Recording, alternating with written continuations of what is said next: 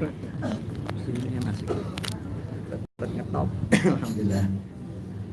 Sekali lagi, Assalamualaikum warahmatullahi wabarakatuh. Waalaikumsalam warahmatullahi wabarakatuh. Judulnya malam hari ini Habib Novel kembali menjawab pertanyaan Ustadz Yusuf Mansur. Allah. Oh, Beliau bertanya, Bib, ada orang itu bilang katanya sholawat tidak boleh untuk cari dunia. Sholawat itu katanya untuk syafaat. Bahkan ada orang yang beranggapan yang hijrah sama Nabi saja untuk nikah dan untuk cari dunia nggak dapat Allah dan Rasulnya. Jadi kalau orang gunakan sholawat untuk cari dunia, dia tidak dapat Allah dan Rasulnya. Pertanyaan Ustadz Yusuf Mansur. Alhamdulillah 1 bulan ini Habib Novel sudah menjawab di berbagai majelis berkat Ustadz Yusuf Mansur.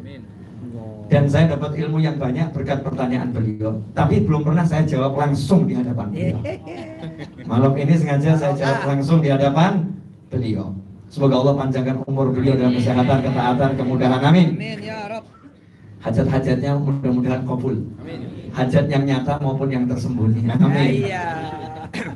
Jangan pikir aneh-aneh. Ya, hajat tersembunyi itu kan lebih kabul daripada hajat yang ditampakkan.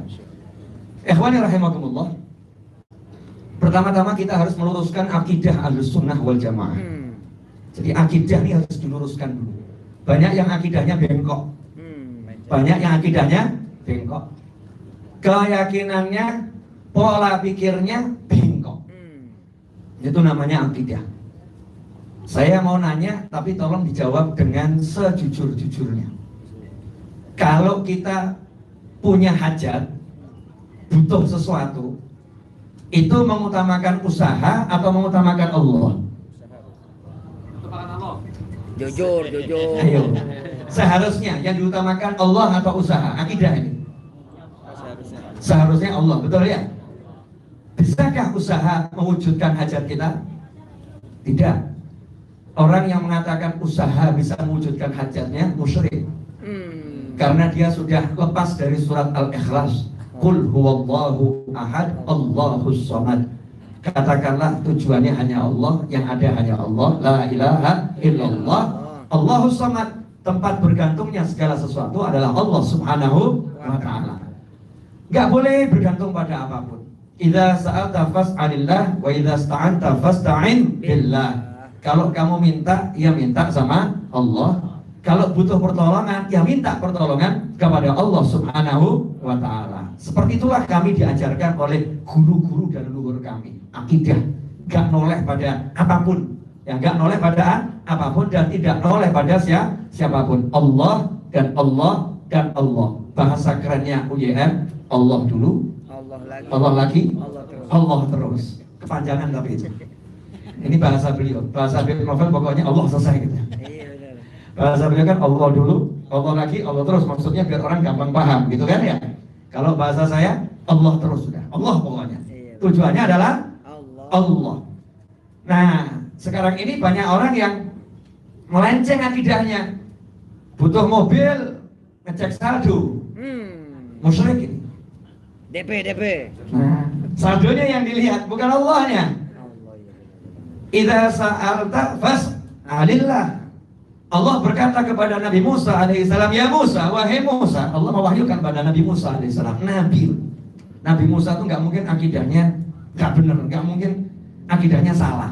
Tapi sama Allah Ta'ala diingatkan, wahai Musa, kamu butuh apapun minta sama aku. Musa nih, butuh apapun minta sama aku. Meskipun hatta syirokina alik, sampai kalau tali sandalmu putus, minta sama aku. Tali sandal putus mau benerin, minta tuh, ya Allah benerin tali sandal saya. Baru benerin. Kalau kita kan enggak, Allahnya dilepas. Putus hubungan sama Allah. Ngeri. Butuh mobil, lihat saldo cukup, merasa bisa beli. Berangkat ke showroom, nawar atau enggak nawar, bayar, merasa bisa. Masya Allah. Begitu saldo enggak cukup, langsung stres. Enggak mungkin bisa beli mobil. Akhirnya patah semangat. Akhirnya mundur, akhirnya pergi. Allahnya hilang. Sejak awal Allahnya enggak dipakai. Ini kesalahan fatal dari akidah yang sudah amburadul akhir zaman. Dan yang kedua, yang lebih ngeri lagi, ada satu gerakan secara internasional yang akan membuat umat Islam memisahkan antara agama dan dunia. Jadi ada agama itu sendiri, dunia itu sendiri. Islam nggak begitu. Islam itu agama yang membuat dunia menjadi agama. Jadi tidak ada yang namanya agama sendiri, akhirat sendiri, dunia sendiri. Semua duniamu adalah akhirat. Ad-dunya mazra'atul akhirat. Jadi nggak ada dunia. Buat Islam itu semuanya adalah akhirat. Kalau kamu masih menganggap dunia itu dunia, kamu melenceng dari ajarannya Allah Subhanahu wa Ta'ala. Sampai di sini jelas? Dan sekarang masuk ke intinya. Jadi kalau mau punya hajat, pengen beli mobil, ngapain dulu? Jangan cek saldo, salah. Itu saya kemarin di WA sama salah satu santri YouTube. Santri YouTube. SJ ya. Nah, santri YouTube. Habib, alhamdulillah berkat lihat YouTube Habib Novel. Udah subscribe belum? Pelanggaran.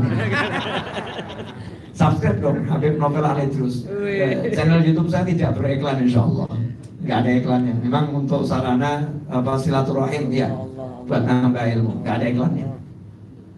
Nah, itu santri YouTube bilang, Habib terima kasih. Betul Habib. Saya sempat ngeyel, tapi betul Habib. Memang orang nggak boleh bersandar kecuali kepada Allah. Saya mau transaksi jual beli, mau ngasih DP, mau ngasih uang muka, PD, saya transfer sekarang. Saya pergi ke ATM. Begitu ATM ini kartu saya masukkan mesin ATM, alhamdulillah Bib, ketelen. Transaksi batal. Ketelen. Transaksi batal, saldonya banyak. Tapi kalau ATM-nya ketelen gimana? Ya nggak bisa. Nah ini orang yang melepaskan Allah Subhanahu wa Ta'ala. Nggak boleh melepaskan Allah. Harus terus minta nomor satu sama Allah. Betul mobil punya, betul duit punya, betul teman punya, betul kekuasaan punya, betul apapun punya, tapi kamu nggak punya. Karena kalau tidak biiznillah tidak bisa jadi apa-apa. Maka harus minta dulu sama Allah. Ya Allah, izinkan mobil saya jalan. Makanya sebelum naik mobil suruh baca doa dulu. Ketika sudah duduk, subhanalladzi sakhkhara lana hadza wa ma kunna lahu muqrinin. Suruh baca doa dulu, itu pengakuan semua. Gak bisa apa-apa, kamu yang menundukkan ini ya Allah. Bismillahi tawakkaltu Allah, la haula wala quwata illa billah.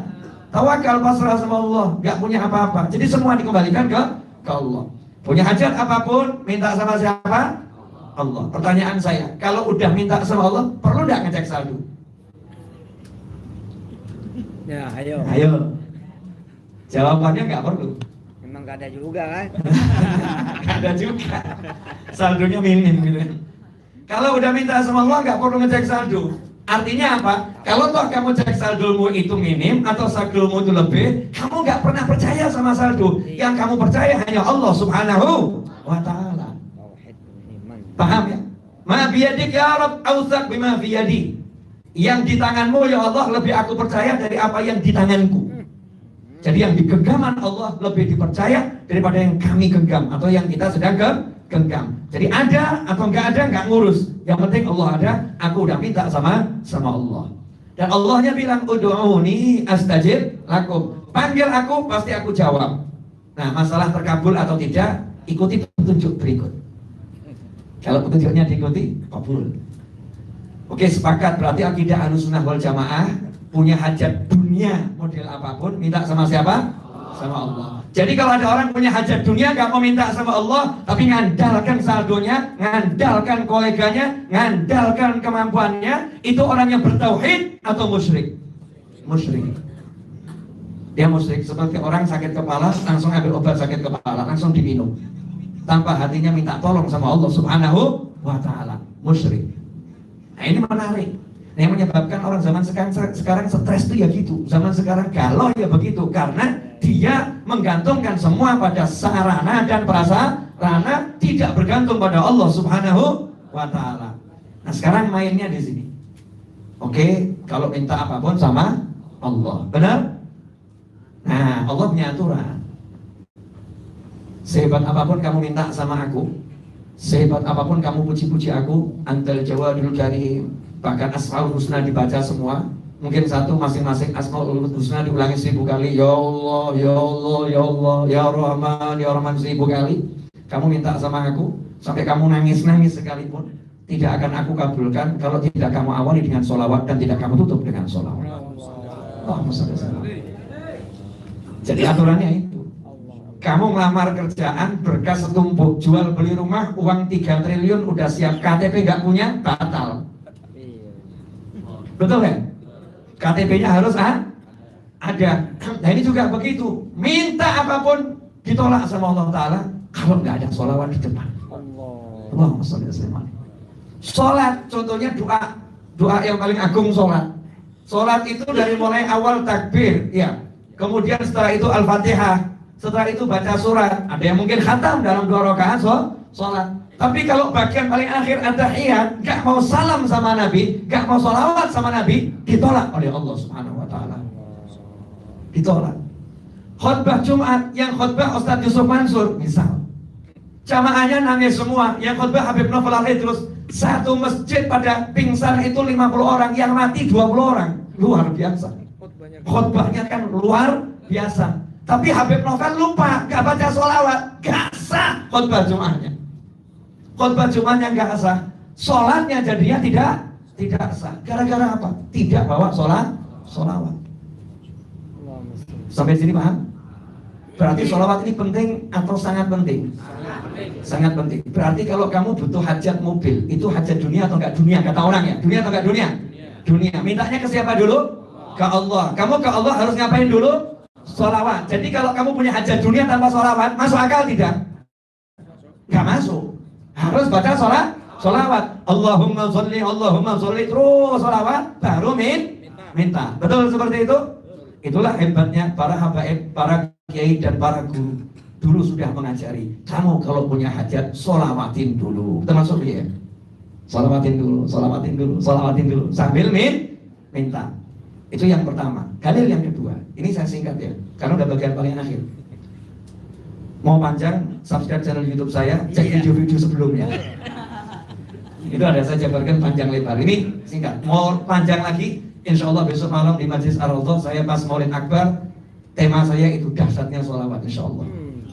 Ya sama, cuman kembangannya banyak. Insya Allah. Begini.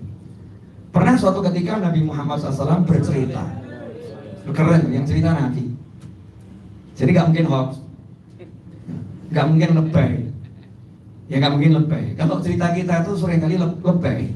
Orang kecelakaan di perempatan kita bilang kakinya putus, padahal gak kenapa-kenapa.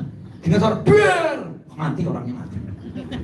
Sekitar sama orang itu perempatan ada kecelakaan, orangnya mati. Padahal orangnya gak apa-apa. Orangnya sehat. Kecelakaannya betul, tapi tambahannya salah. Sering model begitu. Saya itu gak sering. Banyak yang terjadi seperti itu. Nabi Muhammad SAW itu gak pernah dusta. Jadi ceritanya betul-betul otentik ya. Persis seperti kejadian. Di nabi-nabi terdahulu ada 3 orang yang bernaung di sebuah gua, kemudian batu jatuh nutup pintu gua. Itu cerita Nabi Muhammad SAW. Singkat cerita, masing-masing akhirnya mencoba mendorong batu didorong, gak gerak. 3 orang berusaha dorong batu tadi, tidak gerak. Cek ini ya, dorong batu gak gerak. Mestinya kalau sekarang panggil traktor ya, cari alat dorong gitu kan. Tapi ternyata 3 orang ini udah merasa gak mampu mendorong, dia langsung minta sama Allah Ta'ala. Mintanya ya gak masuk akal. Kalau buat orang zaman sekarang yang misahkan dunia sama akhirat dulu ya, masa Allah suruh ngurusin batu? Masa Allah suruh ngurusin geser batu? Kan seakan-akan begitu ya. Kamu urusan geser batu traktor dong, jangan panggil-panggil Allah. Ini kan orang zaman sekarang yang mulai misahkan agama dengan dunia. Na'udzubillah min dzalik. Tapi saat itu angkat tangan satu. Ya Allah, saya punya amal ini, anak pergi sama orang tua. Yang satu, ya Allah, saya punya amal ini, mau zina gak jadi. Yang satu, ya Allah, saya punya amal ini, gajinya karyawannya disimpan, kemudian dikembangkan sampai jadi ternak yang luar biasa, ditagih sama karyawannya. Mana gaji saya dulu, ini semua kambing ini milik kamu semua. Diambil dan sedikit pun saya gak dikasih upah, ya Allah. Gak dikasih upah, saya membesarkan ini. Kalau itu ikhlas karena kamu masing-masing, kalau kamu terima ya Allah, maka tolong geser batunya. Geser. Akhirnya bisa keluar. Ya bisa keluar. Jadi yang geser batu siapa? Allah. Yang geser batu siapa? Allah. Caranya minta batu bergeser dengan apa? Amal soleh. Dengan tenaga? Tidak. Dengan dorongan? Tidak. Dengan amal soleh. Jadi kamu pengen beli mobil, tapi saldomu minim. Beli rumah, saldomu minim. Kamu punya hajat yang besar, kekuatanmu nggak mungkin cukup. Minta sama Allah. Mau cepat kabul, tawassul dengan amal soleh. Catatannya amal soleh yang diterima. Sampai di sini timbul perkara. Yang mana yang diterimanya? Betul kan? Oke. Itu kisah tadi untuk umat Nabi terdahulu. Nah ini untuk umat Nabi Muhammad SAW. Habib Kiai Guru punya fatwa dan pendapat. Anda tidak akan temukan fatwa ini di kelompok ulama-ulama yang bukan Habib dan Kiai dan para guru. Susah carinya. Apa itu? Satu-satunya amalan yang tidak ditolak Allah Ta'ala, meskipun riak, ujub, sum'ah, apapun itu niatannya adalah sholawat. Jadi kalau ada orang sholawat, gak mungkin ditolak sama Allah Ta'ala. Meskipun orangnya riak, biar orang muji saya, Allahumma sholli wa sallim ala Nabi Muhammad SAW. Ya Rabbi sholli alaihi, pasti diterima. Nah, mesti ada yang nyinyir. Habibnya Asmuni, asal bunyi. Mau sholat saja masih banyak yang ditolak, masa sholawat diterima? Orang sedekah riak aja ditolak, masa sholawat diterima? Nah ini orang gak beres. Mau ada amal soleh yang diterima kok dibandingkan sama amal soleh yang lain? Iya, nanti saya jelaskan. Mau tahu jawabannya? Simple. Ayat yang merintahkan sholawat hanya satu ayat. Innallaha wa malaikatahu yusalluna 'alan nabi ya ayyuhalladzina amanu sallu 'alaihi wa sallimu taslima. Allahumma shalli wa sallim wa barik 'alaihi. Terjemahannya, sesungguhnya Allah senantiasa bersolawat kepada Nabi. Malaikat-malaikat Allah juga bersolawat kepada Nabi. Hei kalian, apakah semua dipanggil? Tidak. Karena dipanggil semua. Siapa yang dipanggil? Kalian yang percaya sama aku, kata Allah. Yang percaya sama surga, percaya sama neraka, percaya sama malaikat, percaya sama nabi-nabi, percaya sama kitab-kitab, percaya sama takdir. Kalian semua yang mukmin, kalian harus sholawat dan salam sebaik dan sebanyak mungkin kepada Nabi Muhammad SAW. Allahumma shalli wa sallim alaihi. Ini perintah Allah. Baca tafsir manapun, mau Qurtubi, mau Ibnu Katsir, mau Jalalain, tafsir yang Anda punya. Cek, ya. Saat ayat ini turun, apa yang terjadi pada sahabat? Ternyata sahabat gempar, heboh. Kenapa? Disuruh sama Allah untuk mendoakan. Sahabat itu orang yang paling paham bahasa Arab. Arti sholah itu doa. Selalu berdoalah untuk Nabi. Maka sahabat bingung. Doa apa ini? Ngadeplah kepada Nabi Muhammad SAW. Ya Rasulullah, hadza salam qad arafna. Kalau salam ini kami udah tahu, udah diajari. Assalamualaikum ayuhan nabi wa rahmatullahi wa barakatuh. Assalamualaikum ayuhan nabi. Ya Nabi assalamualaikum, udah tahu salam. Tapi kalau suruh mendoakan engkau, sholawat kepada kamu bahasa Indonesianya ya. As-sholah alaik, kaifa nusalli alaik ya Rasulullah. Kalimatnya dalam hadis baik itu Bukhari, ya kemudian Ahmad, ya Daruqutni atau yang lain hadis yang sahih disebutkan di situ kaifa nusalli alaik. Kaifa dalam bahasa Arab artinya kaifiyah, bagaimana caranya. Jadi kalau ada orang menggunakan hadis ini sebagai dalil, tidak boleh baca sholawat selain sholawat Nabi, jelas keliru besar, gak paham bahasa Arab. Karena hadis ini bukan menjelaskan bentuk sholawat, tapi menjelaskan kaifa, bagaimana caranya bersolawat. Bentuknya terserah kamu, yang penting caranya benar. Bentuknya terserah kamu, yang penting caranya benar. Harus benar caranya, bentuknya bebas. Makanya muncul sholawat Nabi, sholawat sahabat Nabi, sholawat tabi'in, sholawat aulia wassolihin. Makanya muncul sholawat Nabi di masa hidup Nabi, sholawat Nabi yang diberikan Nabi kepada para wali lewat mimpi. Makanya muncul sholawat yang dikarang oleh orang-orang yang soleh, oleh para ulama, sahabat diantaranya Sayyidina Abdullah bin Mas'ud dan banyak sahabat yang lain yang mengarang sholawat untuk Nabi Muhammad SAW. Tapi ketika bertanya bagaimana caranya, di situ timbul satu masalah. Ternyata Rasul tidak pernah mengajarkan kita mendoakan Rasul doa tertentu dalam ayat ini. Jadi Rasul nggak bilang mintakan sama Allah kesehatan, mintakan sama Allah derajat yang tinggi. Enggak. Lain kalau habis doa adzan gitu ya, ada. Tapi untuk sholawat yang dimaksud Allah Ta'ala, sallu alaihi wasallimu taslima, Nabi SAW nggak mengajarkan apa-apa. Rasul cuma mengatakan qulu, kalian ucapkan saja Allahumma sholli ala Sayyidina Muhammadin kama shallaita ala Sayyidina Ibrahim wa ala ali Sayyidina Ibrahim. Banyak riwayat. Intinya begini, sampaikan saja sama Allah, ya Allah tolong kamu saja yang sholawat pada Nabi Muhammad SAW. Kamu saja yang sholawat pada keluarga Nabi Muhammad SAW. Jadi Allahnya bilang, kalian yang beriman sholawat salam sama Nabi. Nabi, kita tanya, ya Rasulullah gimana caranya sholawat? Maka Rasul ngajarin, bilang saja sama Allah, biar Allah yang sholawat. Kamu minta Allah yang sholawat, kamu minta Allah yang beri saya apa yang Allah maukan dari kalian. Sallu alaih, Allah mau kalian mendoakan aku sesuatu, biar Allah yang memberikannya, kamu yang minta. Allahumma sholli, ya Allah tolonglah kamu bersolawat pada Nabi Muhammad SAW. Oke, sampai di sini menarik. Jadi pertanyaannya, pernah nggak Anda sholawat? Ini Ustaz, banyak orang merasa dirinya sholawat. Gak ada orang yang pernah bersolawat pada Nabi Muhammad SAW. Yang sholawat sama Nabi itu cuma Allah, malaikat. Kita gak pernah sholawat, kita cuma minta Allahumma. Kadang kita lupa ya, Allahumma itu doa.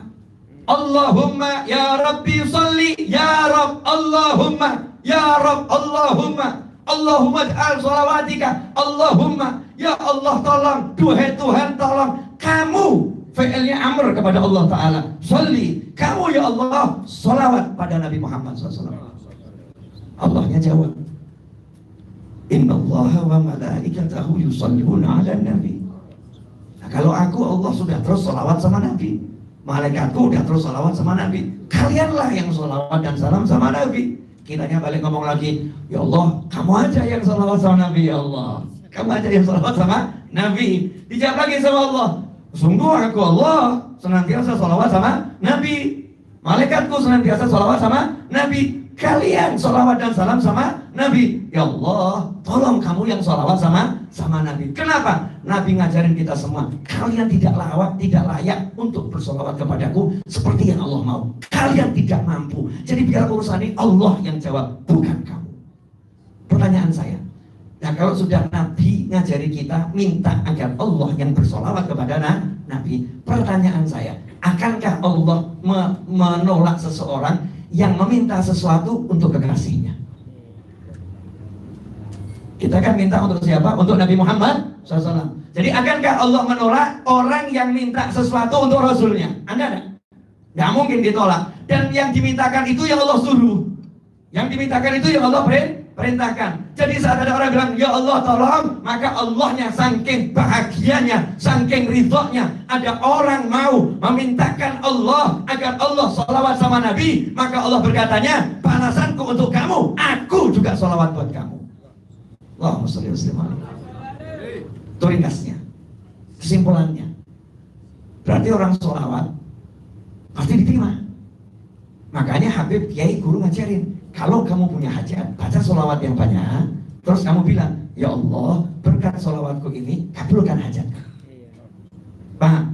Makanya diajari baca nariyah 4.444 kali, terus bilang sama Allah, ya Allah berkat sholawatku ini kabulkan hajatku. Baca munjiah, terus ngomong, ya Allah berkat sholawatku ini kabulkan hajatku. Baca maulid, burdah, barzanji, dibak, simtudurar, itu semua sholawat, pujian pada Nabi Muhammad SAW, kisah sejarah kehidupan Rasulullah SAW, amal soleh yang luar biasa. Ya Allah berkat maulid ini ya Rabb kabulkan hajatku. Allahumma sholli wa sallim barik. Nah terus kalau ada orang komentar, jangan jadikan sholawat untuk cari dunia, sholawat itu urusan syafaat. Ini mengecilkan sholawat. Sholawat itu untuk segala-galanya, untuk segala-galanya. Syafaat itu kontan langsung dapat. Orang ahli sholawat pasti dapat syafaat. Wong pagi 10, sore 10 dia dijamin dapat syafaat kok. Apalagi kalau kamu bacanya ribuan ya. Ya insya Allah pasti dapat syafaat. Tapi kamu hidup di dunia, kamu butuh yang namanya hajatmu kabul. Kamu butuh yang namanya urusanmu beres. Allah ngajarin caranya minta sama aku. Untuk minta sama Allah, Allah ngajarin kamu baca sholawat dulu, biar aku dengarkan doamu, biar aku kabulkan doamu. Rasul pun mengajarkan biar sama Allah diterima, tawassul dengan amal yang diterima oleh Allah Subhanahu wa ta'ala. Dan Allah pun menjelaskan, Rasul menjelaskan, amal yang tidak mungkin ditolak adalah sholawat. Allahumma sholli alaihi. Jelas? Jadi kalau Ustaz Yusuf Mansur itu ngajarin orang sholawat, itu bukan khurafat. Nah justru yang ngomong jangan sholawat dipakai dunia, ini orang yang Masya Allah gak seneng sholawat dikumandangkan, gak seneng sholawat itu jadi kehidupannya muslimin, gak seneng kalau muslimin itu menggunakan akhiratnya untuk menggapai dunia. Dia lupa dunia itu harus diambil dengan akhirat. Warizqukum fis samai wa ma tu'adun. Rezekimu di langit dan dijanjikan di langit. Makanya carinya lewat langit, jangan lewat bumi, gak kepegang. Datang seorang pria, bapak-bapak, menghadap Nabi Muhammad SAW. Setelah ngomong sama istrinya, ternyata anaknya dan sejumlah pasukan diutus Nabi dalam satu misi militer. Si anak tertawan, pulanglah pasukan yang lain tanpa satu anak ini tertawan. Maka orang tuanya sedih, orang tuanya pun cari solusi. Bapaknya menghadap Nabi Muhammad SAW dan melaporkan kepada presidennya umat Islam sejagat raya sampai kapanpun juga. Saat itulah Nabi SAW tidak berkata seperti ini. Nabi nggak ngomong begini, Bapak, kehormatan anakmu kehormatanku, nyawa anakmu nyawaku. Tidak akan kubiarkan musuh Islam menawan anakmu. Akan kukerahkan seluruh pasukan untuk membebaskan putramu. Gak ngomong seperti itu. Karena itu nggak bijaksana. Kenapa nggak bijaksana? Akan mengorbankan orang banyak demi satu orang. Nggak bijaksana. Tapi Nabi SAW lebih bijaksana. Yang penting tujuannya anak itu selamat, kan begitu ya. Caranya, nah ini yang menarik. Nggak perlu perang, nggak perlu kirim pasukan. Orang tuanya dikasih tahu, pulanglah kamu, ajak istrimu baca la haula wala quwwata illa billah. Siap ya Rasulullah SAW. Pulang ke rumah, ngomong sama istrinya, gimana Rasulullah? Ya, harapannya mungkin kan ada pasukan, ada ini gitu ya. Sama Rasul suruh baca la haula wala quwwata illa billah. Sebaik-baik petunjuk Nabi Muhammad SAW, istrinya ngomong begitu. Coba kalau istri zaman sekarang, suaminya terlilit hutang, banyak masalah, pergi tempatnya Ustadz Yusuf Mansur, cari solusi, diajarin baca sholawat yang banyak. Pulang, gimana? Apa kata Ustadz? Kita dipinjami duit? Enggak. Terus suruh sholawat yang banyak. Ya, Ustadz pelit. Kalau gitu, sholawat hasilnya apa ini? Itu kan? Ini banyak perempuan zaman sekarang dan pria zaman sekarang yang pola pikirnya seperti itu. Subhanallah. Duduk berdoa, la haula wala quwwata illa billah, la haula wala quwwata illa billah. Terus sampai azan subuh. Allahu akbar. Seiring azan subuh, dok. Assalamualaikum. Anaknya. Masya Allah. Pulang. Pelukan. Nangis, bahagia. Terus di belakang anaknya ternyata kambing yang jumlahnya itu ribuan. Dalam riwayat juga dikatakan kuda yang jumlahnya sangat banyak. Maka nanya si bapak, kamu kok bebas gimana caranya? Bawa kambing banyak. Dijawab, tadi waktu saya diikat, kalau sekarang di borgol gitu ya, diikat. Kemudian yang jaga saya ini lagi menggembalakan kambing, saya diikat di situ. Dia rupanya tertidur. Nah ikatan ini dibuat ringan untuk saya lepas sama Allah Ta'ala. Nah saat lepas saya naik kudanya, saya melarikan diri. Ternyata yang lain ikut. Ya kambingnya, ya kudanya ikut sampai di sini, sampai depan rumah ini. Si ayah mengatakan, sebentar nak, ini masalah baru. Kenapa? Halal enggak ini kambingnya? Halal enggak ini kudanya? Ayo laporan sama Nabi Muhammad SAW sebagai syukur. Dan ada satu soal. Subuh sholat berjamaah, selesai sholat diceritakan ke Nabi Muhammad SAW. Ya Rasulullah, gimana hukumnya kambing ini, bla bla bla gitu ya. Maka turunlah wahyu Allah Ta'ala. Wa may yattaqillaha yaj'al lahu makhrajan wa yarzuqhu min haitsu la yahtasib. Ini asbabun nuzulnya yang peristiwa itu. Nanti cek di berbagai tafsir. Ya, cek berbagai tafsir. Menarik. Ternyata untuk membebaskan tawanan, Nabi salah satu solusinya tidak kirim pasukan perang. Solusinya nggak logis, solusinya nggak masuk akal. Duduk wirid zikir, duduk wirid zikir, wala harokah, nggak ada perencanaan, nggak kirim pasukan, nggak keluar rumah, duduk wirid zikir. Solusinya, subhanallah, anaknya pun bebas tanpa pertumpahan darah dan bawa rezeki yang luar biasa. Itu rezekinya halal buat kamu sekeluarga. Ya wa yarzuqhu min haitsu la yahtasib. Jadi Al-Qur'annya pun ngomong, kalau kamu pengen solusi buat masalahmu, solusinya takwa.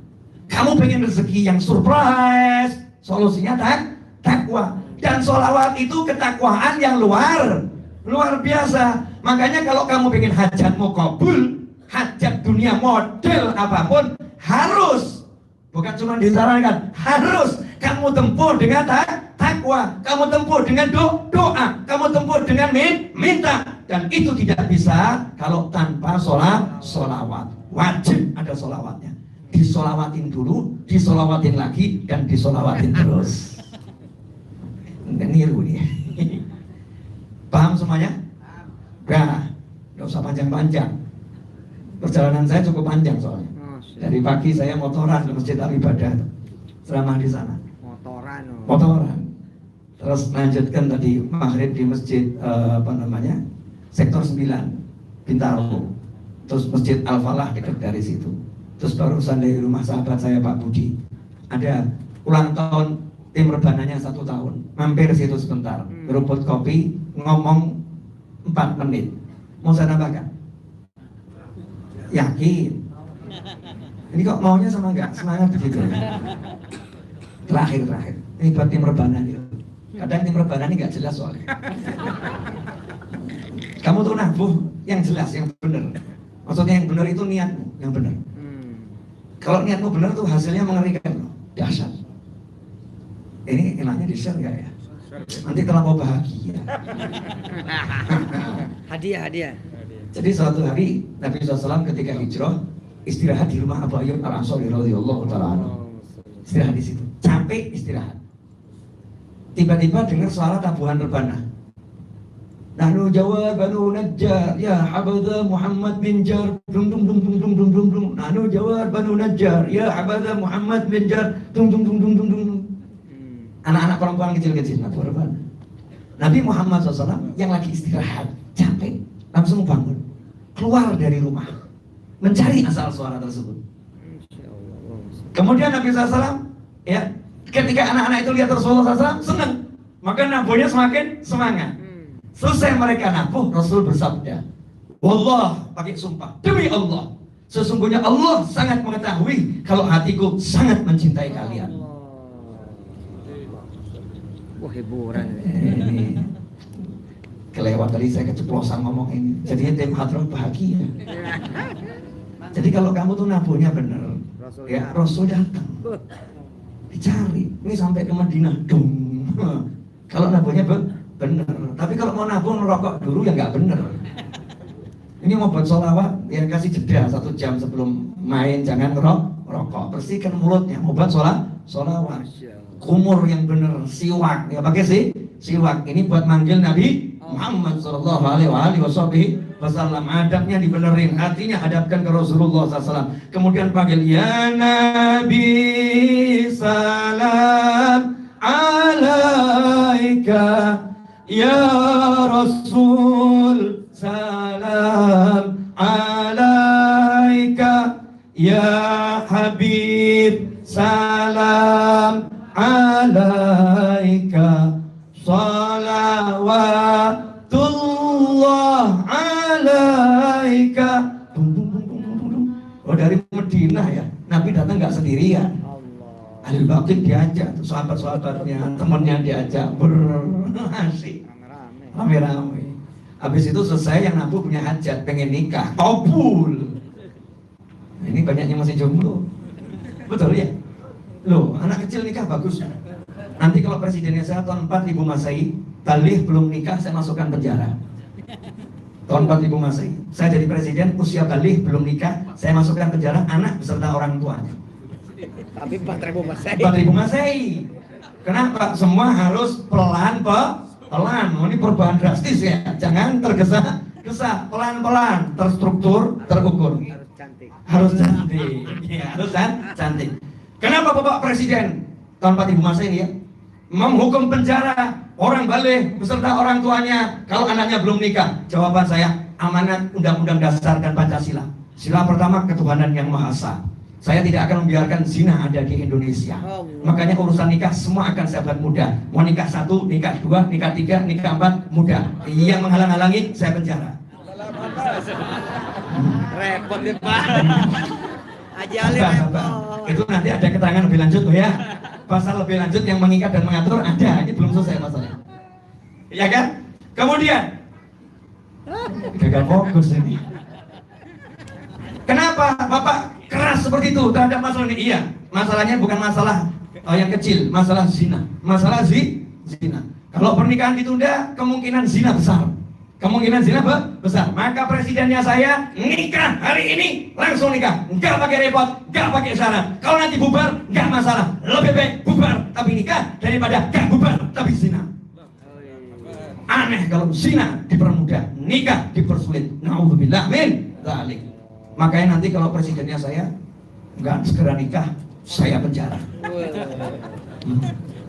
Anak perempuan usia balik harus segera dinikahkan. Pip umurnya baru 10 tahun. Saya orang Indonesia, saya bukan orang Barat. Orang Indonesia dari dulu menikah umur 11 tahun, 10 tahun, 12 tahun. Anaknya banyak, rezekinya berlimpah, sehat. Sejak kapan disuruh nikah? Umur 17 tahun. Sejak niru orang Barat. Maka saya akan kembalikan ke ajaran leluhur. Tapi nanti tahun 4.000 Masehi. Sekarang ikuti peraturan perundang-undangan yang berlaku. Paham? Ojo ngeyel. Ngeyel masalah, tahu? Ya, ikuti peraturan perundangan yang berlaku. Jelas nih Pak Abdullah? Jadi mau segera nikah. Kamu kalau kelamaan saya nikah lagi loh nanti. Semoga barokah dan manfaat. Ya, jangan lupa sebarkan sholawat dan jangan takut untuk bersolawat. Mudah-mudahan kita kelak pada puncaknya bisa duduk bersama Nabi Muhammad sallallahu alaihi wasallam. Walafu minkum wassallallahu ala sayyidina Muhammadin wa alihi wasallam. Walhamdulillahirabbil alamin. Wassalamualaikum warahmatullahi wabarakatuh. Kita langsung minta doa dari beliau ya. Mudah-mudahan Allah tutup pengajian ini dengan sebaik-baiknya penutup doa dari guru kita yang mulia. Tapi sebelum tutup doa ada perintah ya, subscribe gitu. Itu amar itu ya. Tahu nggak subscribe? Tahu? Suruh pada subscribe. Baik, kita aminkan doa guru kita. Bismillah.